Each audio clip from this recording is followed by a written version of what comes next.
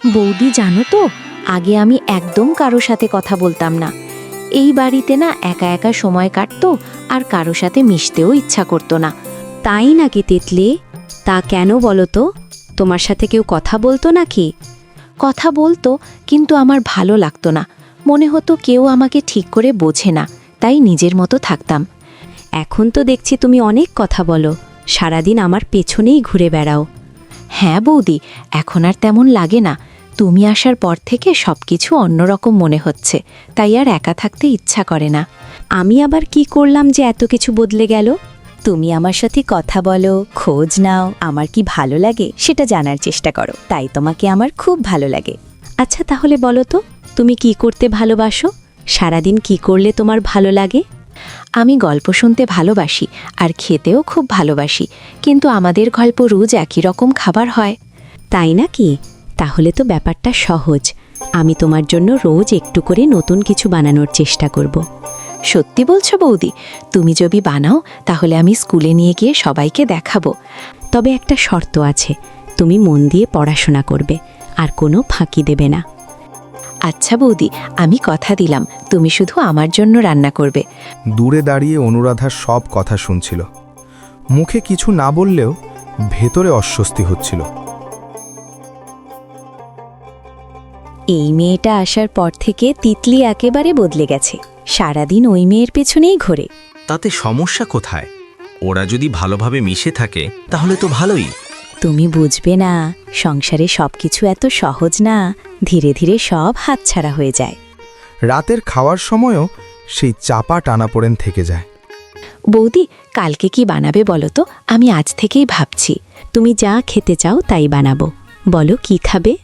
তাহলে লুচি আর আলুর দম বানিও, আমার খুব পছন্দ। ঠিক আছে, কাল সকালে তাড়াতাড়ি উঠে বানিয়ে দেব। পরদিন ভোরে সবাই ঘুমিয়ে থাকতেই মধুমিতা রান্না শুরু করে। এত সকালে উঠে পড়েছ কেন? কি দরকার ছিল এত কষ্ট করার? তিতলির জন্য টিফিন বানাচ্ছি, ও খুশি হয় তাই। সব কিছুতেই এত বাড়াবাড়ি ভালো না, সংসারী নিয়ম মেনে চলতে হয়। আমি চেষ্টা করছি সবাইকে খুশি রাখতে, ভুল হলে বলবেন, ঠিক করে নেব। তিতলি টিফিন হাতে নিয়ে বেরিয়ে যায়, কিন্তু তার মাথায় অন্য চিন্তা ঘুরছে। বৌদি, একটা কথা বলবো? আমাদের স্কুলের পাশের একটা বুড়ো কাকার দোকান আছে, অনেকদিন ধরে দেখছি কষ্টে চলছে।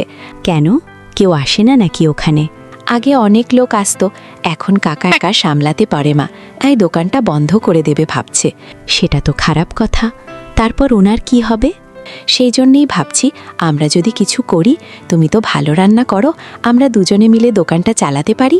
এটা খুব সহজ কাজ না, বাড়ির লোকজনও রাজি হবে কিনা জানি না। আমরা যদি ভালোভাবে বুঝিয়ে বলি আর লুকিয়ে না করে সোজাসুজি করি, তাহলে হয়তো রাজি হবে। সেই রাতে মধুমিতা বিষয়টা সুধাংশুর সাথে আলোচনা করে। আমি একটা কথা ভাবছি, যদি ভুল হয় বলবেন, কিন্তু চেষ্টা করলে হয়তো কিছু ভালো করা যাবে। কি কথা বলো? তুমি নির্ভয়ে বলো। গ্রামের ওই বুড়ো কাকার দোকানটা আমরা চালাতে পারি, তিতলি বলছিল। এতে ওনারও উপকার হবে, আর আমাদেরও কিছু রোজগার হবে। ভাবনাটা খারাপ না, কিন্তু মাকে বোঝাতে হবে আগে। পরদিন সকালে বিষয়টা সামনে আনা হয়। তুমি এখন বাইরে কাজ করবে, সংসার সামলাবে কে? আমি সংসারের কাজ আগে শেষ করে তারপর সময় দেব, কিছুই অবহেলা করব না। মা, আমরা সবাই মিলে করলে কোনো সমস্যা হবে না, বরং বাড়িরই উপকার হবে। একবার চেষ্টা করতে দিলে ক্ষতি কি? না পারলে বন্ধ করে দেব। কিছুটা অনিচ্ছা থাকলেও অনুরাধা শেষ পর্যন্ত রাজি হয়। ঠিক আছে, কিন্তু কোনো ঝামেলা যেন না হয়, আর সংসারের কোনো কাজ বাদ পড়া চলবে না। কয়েকদিনের মধ্যে ছোট করে দোকানটা আবার সাজানো হয়। দেখছি আবার দোকান খুলেছ, ভালোই লাগছে দেখতে। যদি ভালো রান্না পাওয়া যায় তাহলে লোকজন আবার আসবে। আপনারা এসে খেয়ে দেখুন, ভালো না লাগলে বলবেন। ধীরে ধীরে লোকজন আসতে শুরু করে, খাবারের গন্ধ ছড়িয়ে পড়ে চারদিকে। অনেকদিন পর এমন স্বাদের রান্না খেলাম, দামে কম আবার স্বাদও ভালো। খবর ছড়িয়ে পড়তে বেশি সময় লাগে না, দোকানে ভিড় বাড়তে থাকে। এইভাবে চলতে থাকলে তো আমার দোকানে আর কেউ আসবে না। সবাই ভালো জিনিস চায়, ঠিক দামে পেলে সেখানেই যাবে। গফুরও বুঝতে পারে পরিস্থিতি বদলাচ্ছে। আমাকেও তাহলে দামের ব্যাপারে ভাবতে হবে, না হলে টিকতে পারবো না। কয়েকদিনের মধ্যেই বাজারে দামের পার্থক্য কমে আসে।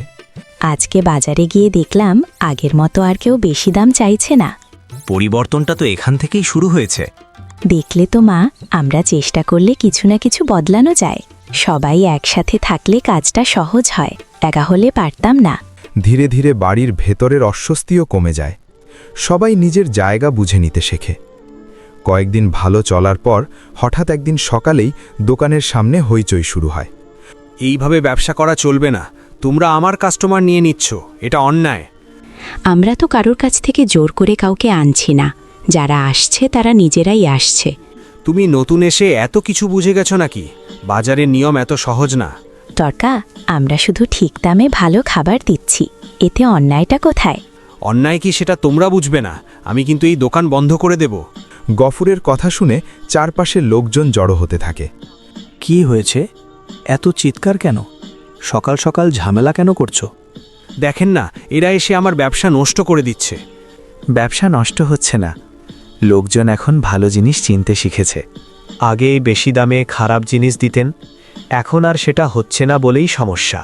গফুর কিছুক্ষণ চুপ করে চারপাশের লোকদের মুখের দিকে তাকিয়ে থাকে।